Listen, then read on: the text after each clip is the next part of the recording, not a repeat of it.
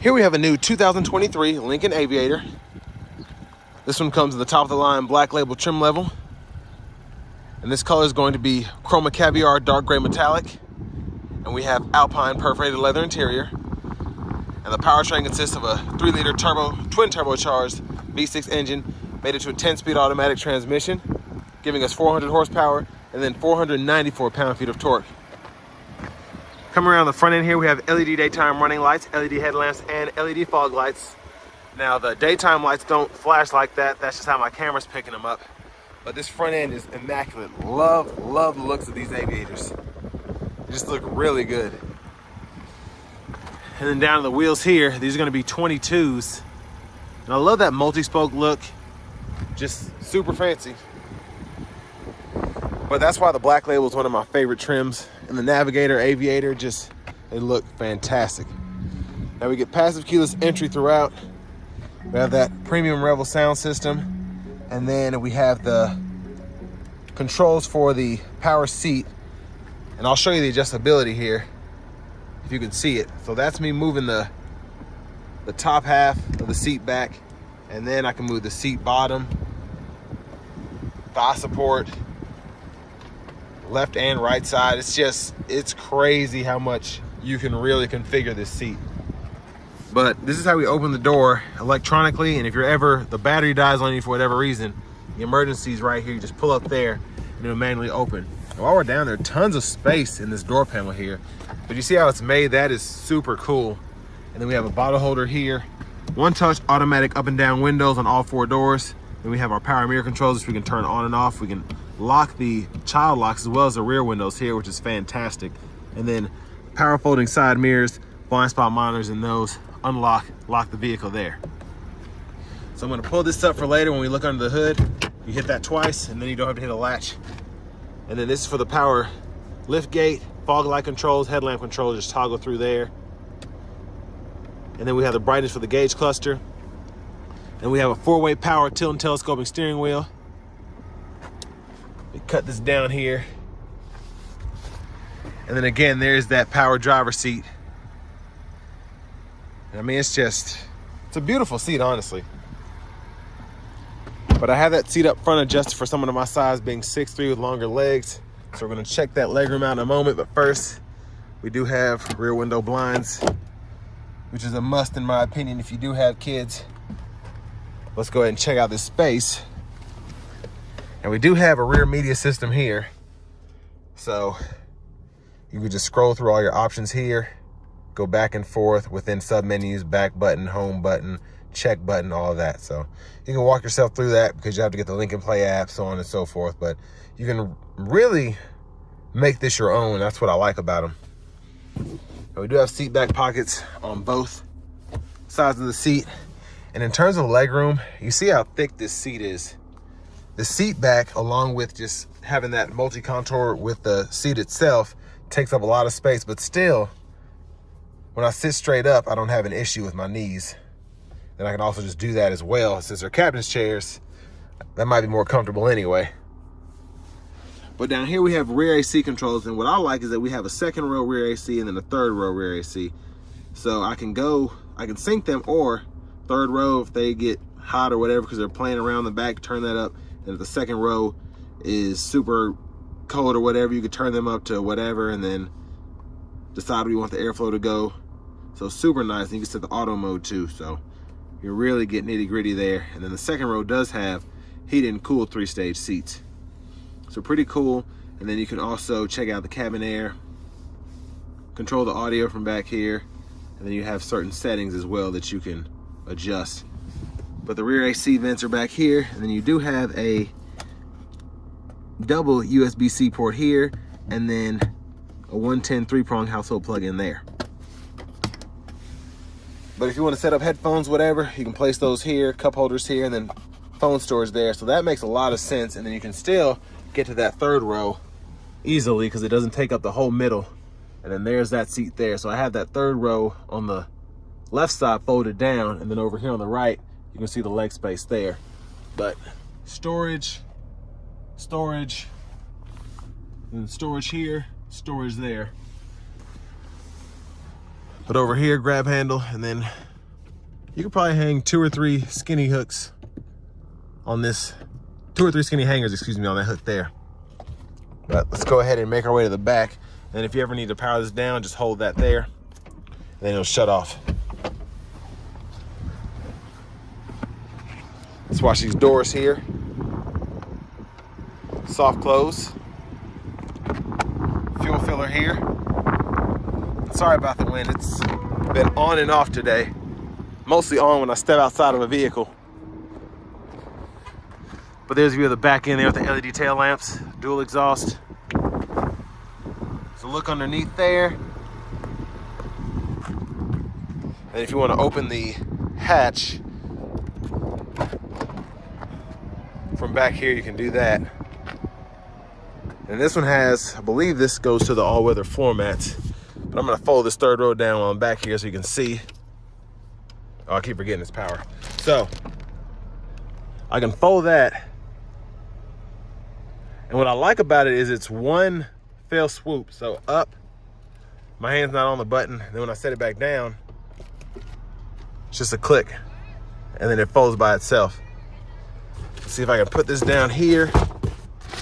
Put this back here. And then underneath this floor mat here, if I can get to it, lift this up. You have an additional storage pocket there. And then you fold that down. What's back there? Something back there, but. Then you have a 12 volt, and you can also press these down. I did not mean to do that. That seat is strong. See if I can put that down one more time.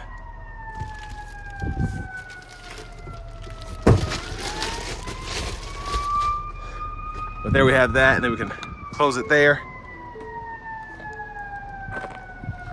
And of course, there are sirens and people running around behind me. But we can fold the seat flat by pulling up here. And then there's a button on the back. If you're in the third row, you can hit that, and you can actually slide the whole seat up so you can get out easily.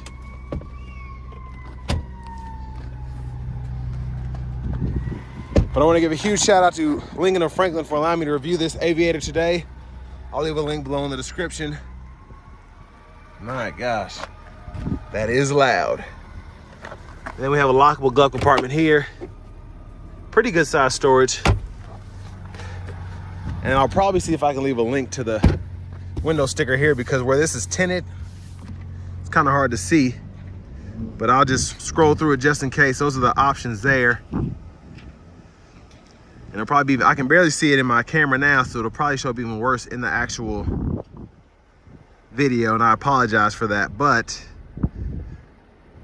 this one's sticker's right at 86,315. And crash test ratings are pretty awesome, and fuel economy is decent. But as we come back around to the front end here, I'm gonna see if we can open this hood. And there's that 3-liter twin turbocharged V6 scrunched in there. But now let's go ahead and hop in the driver's seat.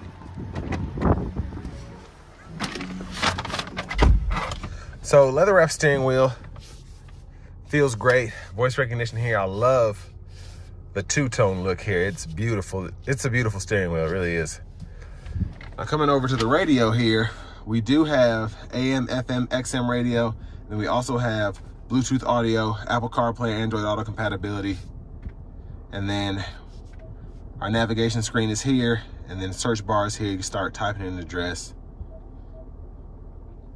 And then it'll pull up suggestions there. So if you're looking at AT, it'll pull close ATM, so on and so forth. You can set up your homework, favorites, points of interest, and then go to your history if you go to a place then you haven't saved it yet. And then in here you can adjust your sound settings. And then vehicle settings are here. You can go through all of that. And then Lincoln Way, Wi-Fi hotspot, general settings. I have to cut this off. It's a little blowing a little too much. And then you have the ambient light as well. And then the seats. So I have the massage on now. I love these seats because of that. So you can set the intensity here, as well as do it for the passenger. So there's a lot going on here. There's a backup camera there, guidelines follow, usually turn the steering wheel. Pretty good picture. You have that 360 view too. And then you do have the option of a front camera when you get close to something in front of you. That'll cut on. So there's that front camera there. You can toggle it as well. And then you can do your active park assist, hitting that button. And then driver assistance, you can pull all that up with a touch there. Set your cruise control, lane keeping system, all that.